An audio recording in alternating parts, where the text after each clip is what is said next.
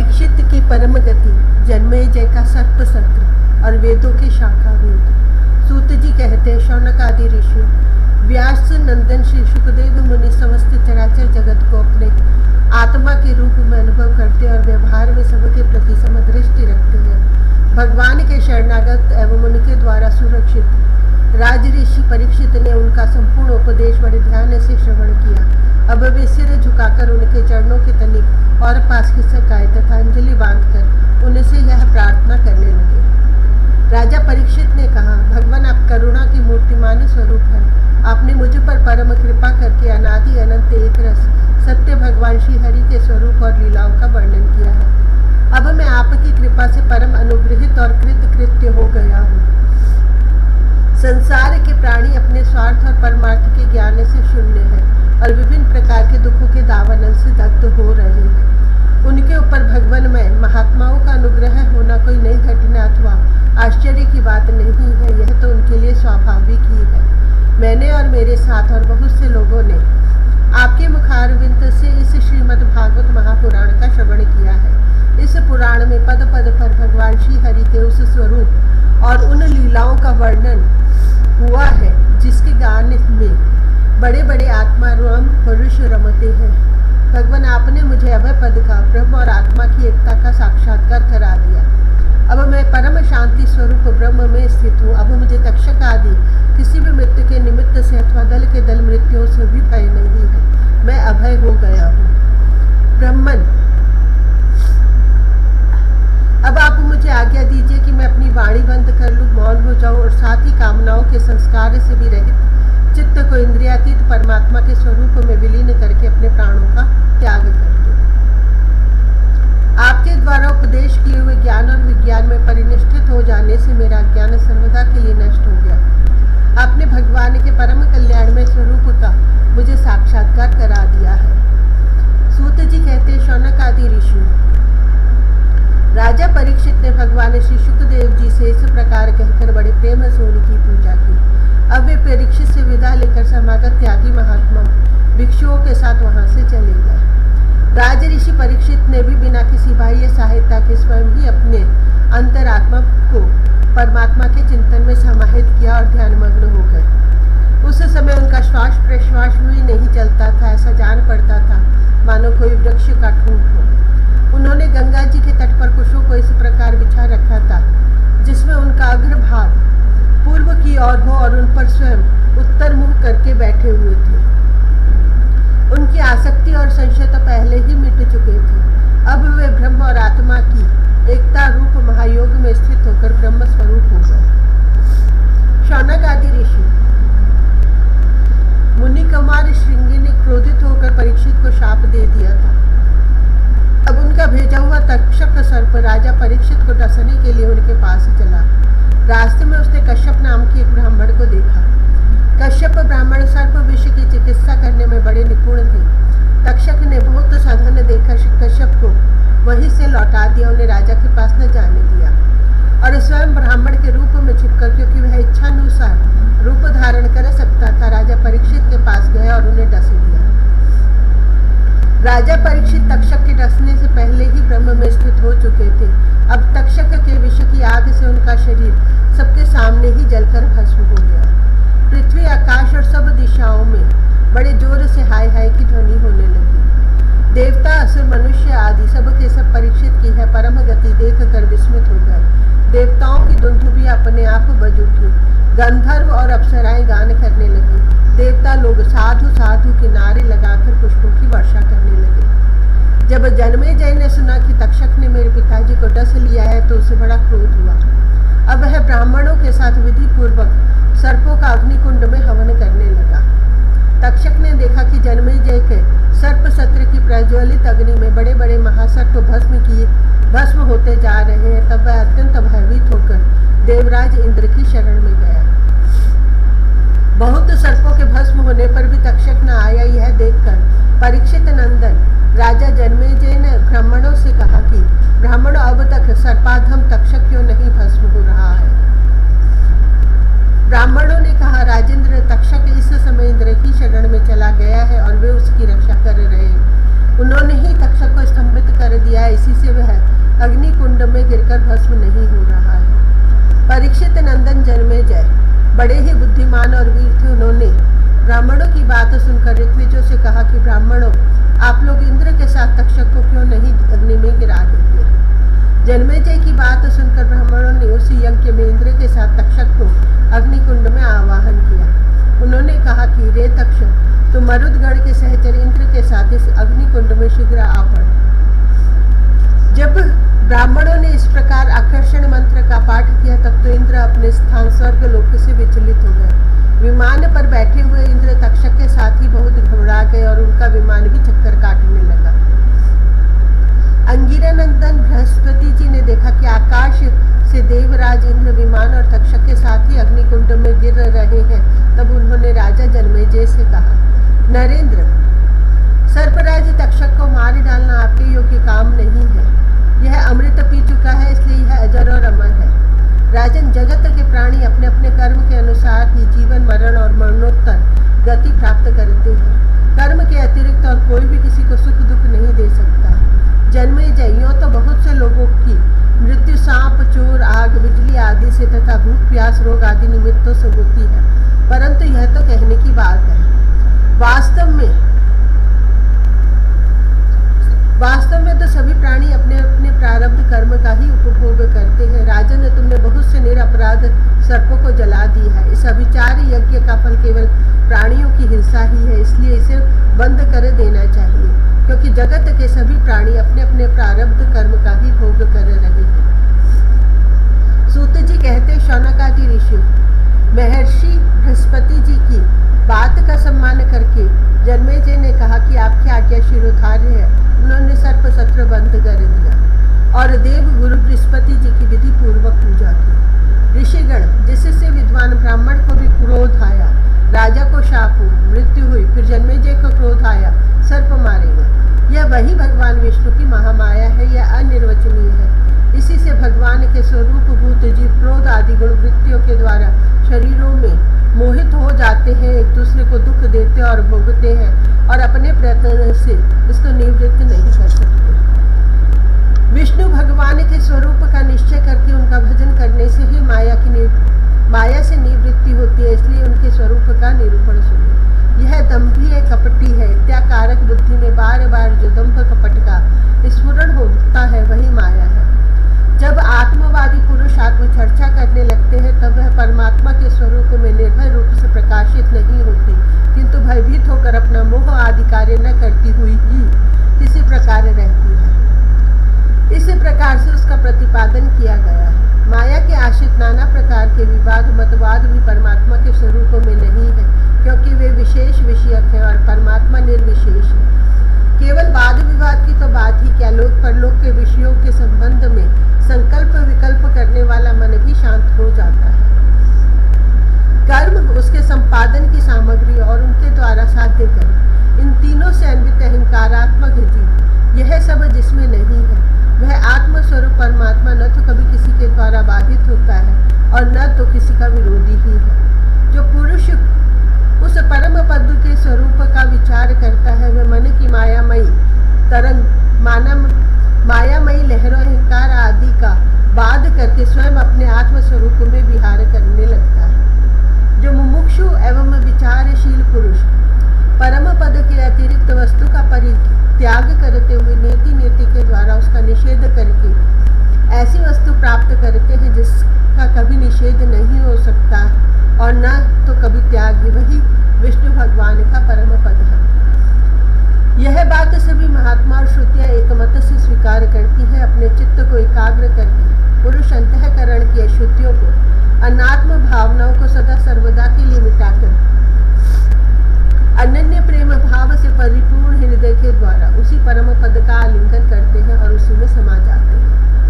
विष्णु भगवान का यही वास्तविक स्वरूप है, यही उनका परम पद है। इसकी प्राप्ति उन्हीं लोगों को होती है जिनके अंतःकरण में शरीर के प्रति अहम भाव नहीं है और न तो इसके संबंधी गृह आदि पदार्थों में ममता है। सचमुच जगत की वस्तुओं में मैंपन और मेरेपन का आरोप सबसे बड़ी दुर्जनता है। शौनक जी, जिससे इस परम पद की प्राप्ति अभीष्ट है उसे चाहिए कि वह दूसरों की कटु वाणी सहन कर ले और बदले में किसी का अपमान न करे। शरीर में हीनता ममता करके किसी भी प्राणी से कभी बैर न करे। भगवान श्री कृष्ण का ज्ञान अनंत है। उन्हीं के चरण कमलों के ध्यान से मैंने इस श्रीमद् भागवत महापुराण का अध्ययन किया है।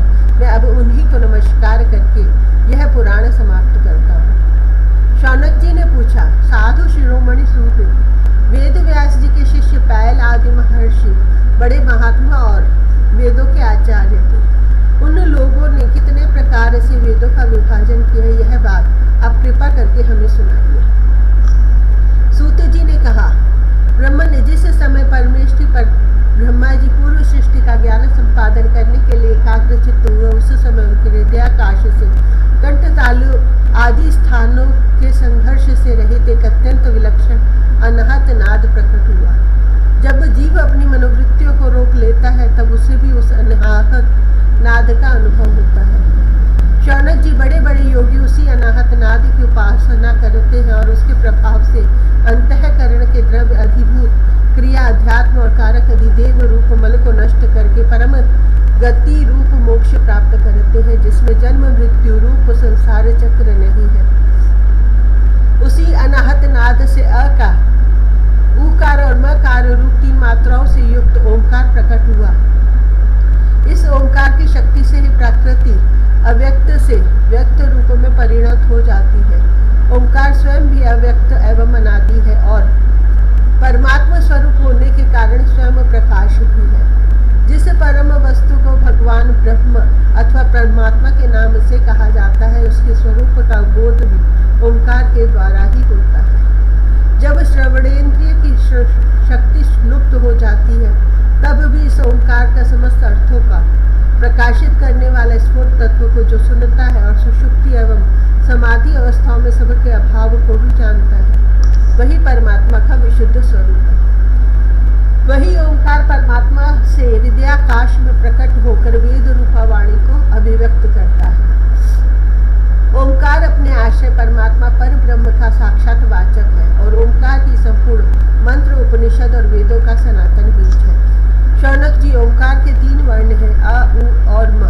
ये तीनों ही वर्ण सत्व रज तम, इन 3 गुणों ऋक यजु साम, इन 3 नामों भू भुव स्व, इन 3 अर्थ और जागृत स्वप्न सुषुप्ति, इन 3 वृत्तियों के रूप में 3-3 की संख्या वाले भावों की धारण करते हैं। इसके बाद सर्वशक्तिमान ब्रह्मा जी ने ओंकार से ही अंतस्थ है य र ल व उष्म श श स स्वर अ से औ तक, स्पर्श क से म तक तथा ऋस्व और दीर्घ आदि लक्षणों से युक्त अक्षर समाम्नाय अर्थात वर्णमाला की रचना की। उसी वर्णमाला द्वारा उन्होंने अपने 4 मुखों से होता अध्वर्य उद्गाता और ब्रह्मा, इन 4 ऋत्विजों के कर्म बतलाने के लिए ओंकार और व्यावृत्तियों के सहित 4 वेद प्रकट किए और अपने पुत्र ब्रह्म ऋषि मरीचि आदि को वेदाध्ययन में कुशल देखकर उन्होंने वेदों की शिक्षा दी। जब धर्म का उपदेश करने में निपुण हो गए तब उन्होंने अपने पुत्रों को उनका अध्ययन कराया। तदंतर उन्हीं लोगों के निष्ठित ब्रह्मचारी शिष्य प्रशिष्यों के द्वारा 4 युगों में संप्रदाय के रूप में वेदों की रक्षा होती रही। द्वापर के अंत में महर्षियों ने उनका विभाजन भी किया। जब ब्रह्मवेता ऋषियों ने देखा कि समय के फेर से लोगों की आयु शक्ति और बुद्धि क्षीण हो गई, तब उन्होंने हृदय देश में विराजमान परमात्मा की प्रेरणा से वेदों के अनेकों विभाग कर दिए। शौनक जी, इस वैवस्वत मनवंतर में भी ब्रह्मा शंकर आदि लोकपालों की प्रार्थना से अखिल विश्व के जीवन दाता भगवान ने धर्म की रक्षा के लिए महर्षि पराशर द्वारा सत्यवती के गर्भ से अपने अंशांश कला स्वरूप व्यास के रूप में अवतार ग्रहण किया है। परम भाग्यवान शौनक जी, उन्होंने ही वर्तमान युग में वेद के 4 विभाग किए हैं। जैसे मणियों के समूह में से विभिन्न जाति की मणियां छांट कर अलग अलग कर दी जाती है, वैसे ही महामती भगवान व्यासदेव ने मंत्र समुदायों से भिन्न भिन्न प्रकरणों के अनुसार मंत्रों का संग्रह करके उनसे ऋग यजु साम और अथर्व ये 4 संहिताएं बतलाई और अपने 4 शिष्यों को बुलाकर प्रत्येक को एक एक संहिता की शिक्षा दी। उन्होंने बहवृच नाम की पहली ऋग संहिता पैल को, निगद नाम की दूसरी यजु संहिता, वैशंपायन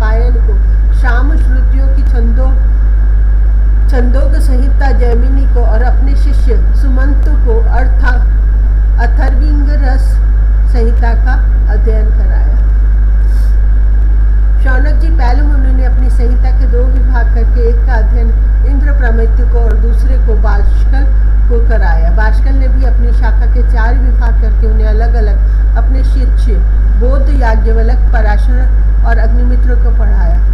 परम संयमी इंद्र प्रमिति ने प्रतिभाशाली मांडुक्य ऋषि को अपनी संहिता का अध्ययन कराया। मांडुक्य के शिष्य थे देवमित्र, उन्होंने सौभरी आदि ऋषियों को वेदों का अध्ययन कराया। मांडुक्य के पुत्र का नाम था शाकल्य, उन्होंने अपनी संहिता के 5 विभाग करके उन्हें वात्स्य, मुद्गल, शाल्य, गोखल्य और शिशिर नामक शिष्यों को पढ़ाया।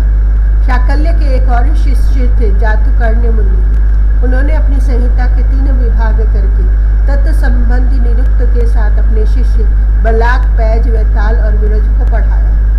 बाष्कल के पुत्र बाष्कली ने सब शाखाओं से एक बालखिल्य नाम की शाखा रची, उससे बालायनी, भज्य एवं कासार ने ग्रहण किया।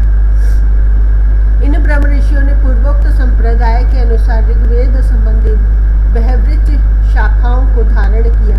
जो मनुष्य यह वेदों के विभाजन का इतिहास श्रवण करता है वह सब पापों से छूट जाता है। शौनक जी वैशंपायन के कुछ शिष्यों का नाम था चरकाध्वर्य। उन लोगों ने अपने गुरुदेव के ब्रह्म हत्या जनित पाप का प्रायश्चित करने के लिए एक व्रत का अनुष्ठान किया, इसीलिए उनका नाम चरकाध्वर्य पड़ा। वैशंपायन के एक शिष्य याज्ञवल्क्य मुनि भी थे, उन्होंने अपने गुरुदेव से कहा, अहो भगवान, ये चरकाध्वर्य ब्राह्मण तो बहुत ही थोड़ी शक्ति रखते हैं, इनके व्रत पालन से लाभ ही कितना है। मैं आपके प्रायश्चित के लिए बहुत ही कठिन तपस्या करूंगा।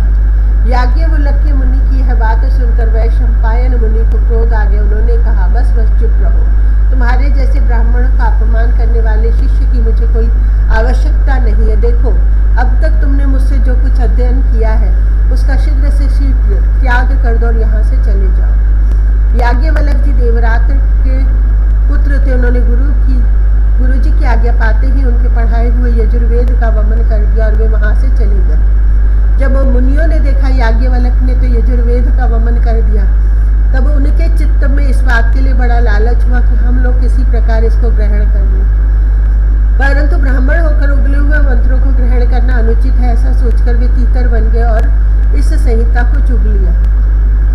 इससे यजुर्वेद की वह परम रमणीय शाखा तैत्तिरीय के नाम से प्रसिद्ध हुई। शौनक जी, अब याज्ञवल्क्य ने सोचा कि मैं ऐसी श्रुतियाँ प्राप्त करूं जो मेरे गुरु जी के पास भी ना हो। इसके लिए वे सूर्य भगवान की उपस्थान करने लग गए। याज्ञवल्क्य जी इस प्रकार उपस्थान करते हैं, मैं ओंकार स्वरूप भगवान सूर्य को नमस्कार करता हूँ। आप संपूर्ण जगत के आत्मा और काल स्वरूप है। ब्रह्मा से लेकर तृण पर्यंत जितने भी जरायुज, अंडज, स्वेदज और उद्भिज 4 प्रकार के प्राणी हैं, सब उन सब के देश में और बाहर आकाश के समान व्याप्त रहकर भी आप उपाधि के धर्मों से असंग रहने वाले अद्वितीय भगवान ही हैं। आप ही क्षण, लव, निमेष आदि अवयवों से संगठित संवत्सरों के द्वारा एवं जल के आकर्षण विकर्षण आदान प्रदान के द्वारा समस्त लोकों की जीवन यात्रा चलाते हैं। प्रभु, आप समस्त देवताओं में श्रेष्ठ हैं।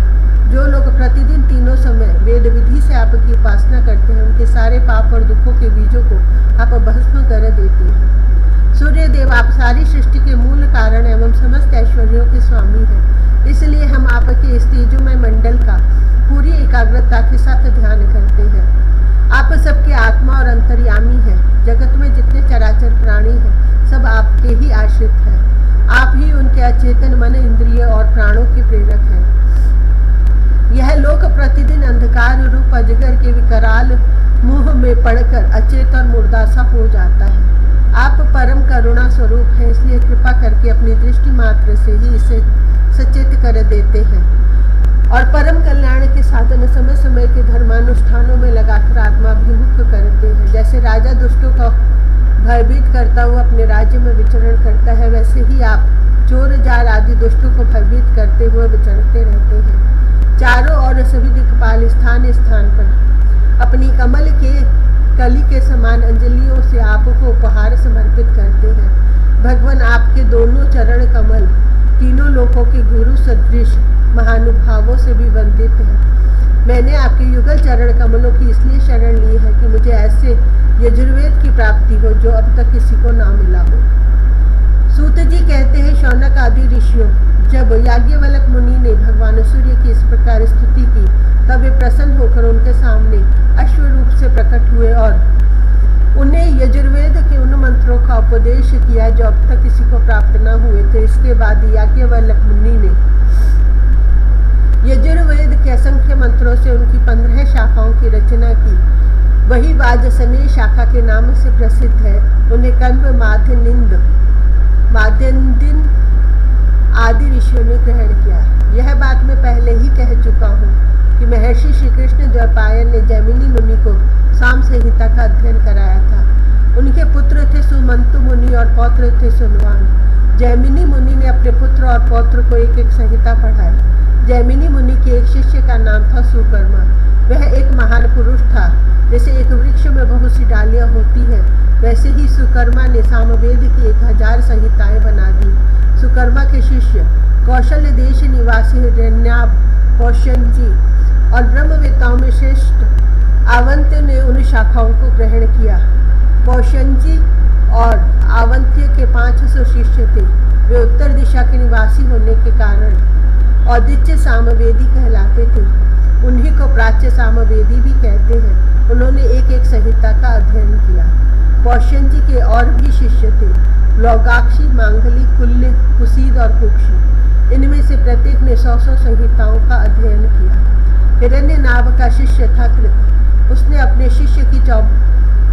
शिष्य को 24 संहिताएं पढ़ाई। शेष संहिताएं परम संयमी आवंत्य ने अपने शिष्यों को दी। इस प्रकार सामवेद का विस्तार हुआ।